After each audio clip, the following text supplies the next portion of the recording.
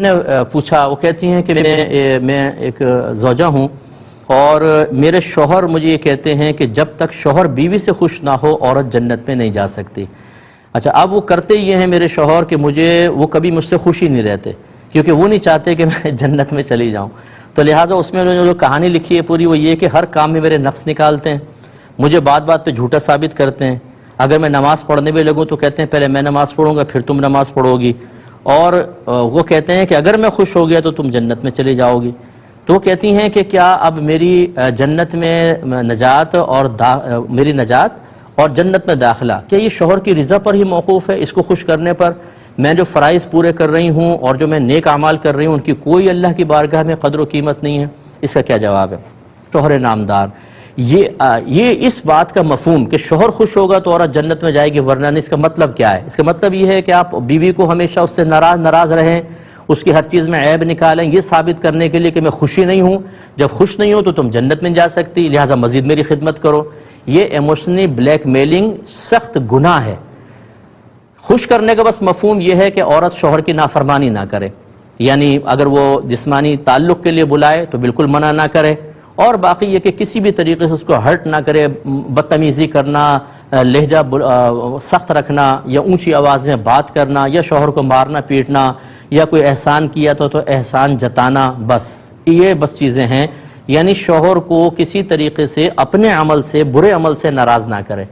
باقی یہ کہ ہر طرح خوش رکھنے کی کوشش کرنا، اس میں اپنے آپ کو پورا ختم کر دینا، اس کا شریعت کی طرف سے کوئی مطالبہ نہیں ہے۔ میں بارہا آپ کو مسئلے بتا چکا ہوں کہ عورت پر گھر کا کام کرنا بھی واجب نہیں ہے، نہ شوہر کے ہاتھ پاؤں دبانا، نہ اس کی چائے بنانا، نہ اس کا کھانا بنانا، نہ کپڑے استری کرنا، نہ جھاڑو پوچھا کرنا۔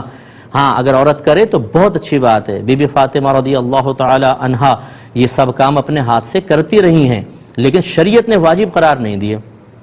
تو خلاصہ کلام یہ ہے کہ آپ کے شوہر جو اس وقت کردار ادا کر رہے ہیں وہ بالکل غلط کر رہے ہیں، اور جتنے شوہر حضرات میری بات کو سن رہے ہیں،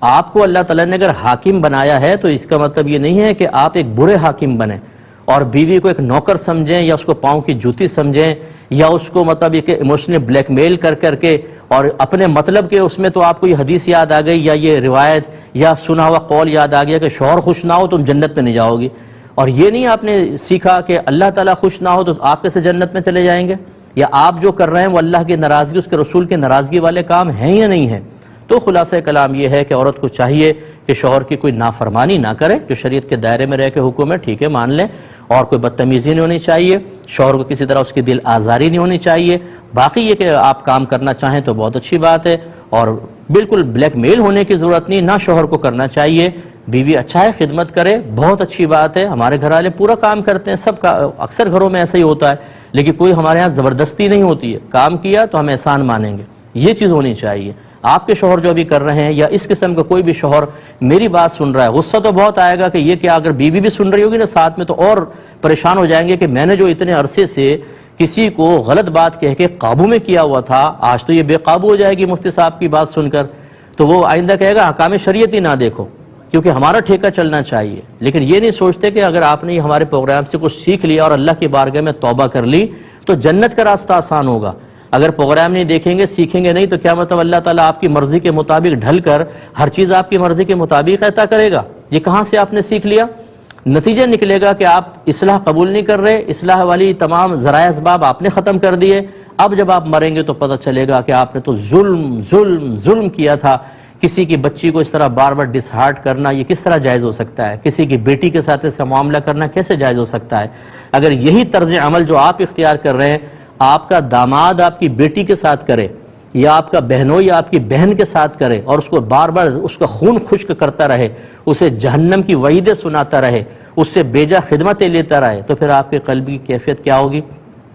تو بس جیسے اپنی بیٹی اور اپنی بہن کے لیے آپ کے جذبات ہیں، ایسے ہی اپنی زوجہ جو کسی کی بیٹی کسی کی بہن ہے اس کے لیے بھی ہونے چاہیے۔ تو میرا مشورہ یہ ہوگا کہ دین سیکھیں خدارا کہ میرے کتنے فرائض ہیں اور مجھ پر کتنے فرائض ہیں، اور اسی طرح بیوی کو بھی سیکھنے چاہیے تاکہ کوئی بھی غلطی نہ کرے۔ لیکن بہرحال یہاں پہ شوہر جو ہے بہت ہی غیر مناسب رویہ اختیار کر رہے ہیں، اور جیسے میں نے آپ کو عرض کیا کہ اگر بیوی فرما بردار ہے تو اس کے نیک عمل اور اپنے فرائض کی تکمیل انشاءاللہ اس کی نجات کے لیے کافی ہیں۔